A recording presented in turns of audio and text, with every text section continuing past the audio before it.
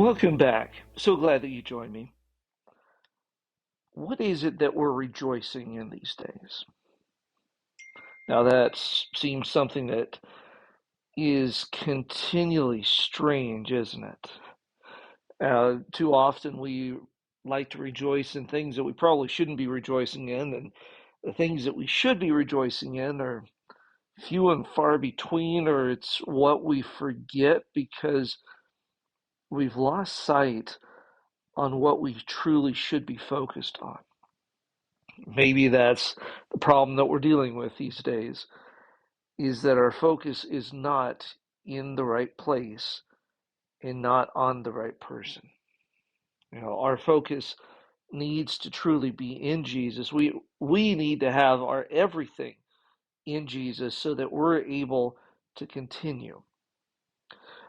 But when was the last time that we actually rejoiced in what God is doing, not just for us, but through us and in us, and what we see Him doing in other people as well?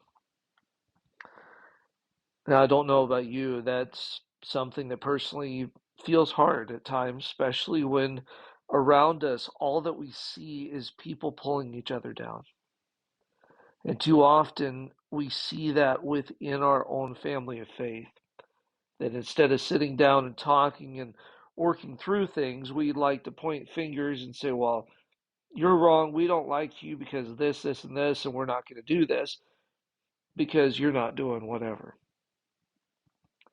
It's time for us to actually sit down, talk together, work things out, and make sure that we're staying how we're supposed to, as it is in Jesus, so that together we're able to rejoice corporately and even more together in Him. Today's verse that we're taking a look at comes to us from Psalms chapter 13 in verse 5, and it says this: "But I have trusted in your loving kindness. My heart shall rejoice in your salvation." Now that's an amazing verse, isn't it? How often are we rejoicing in the salvation that God has provided?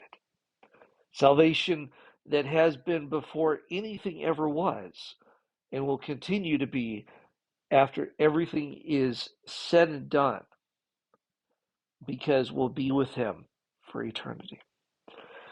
Right now, in the here and now, and building on these moments, let's rejoice in the salvation that He's given so that we're able to be the people that He's called us to be.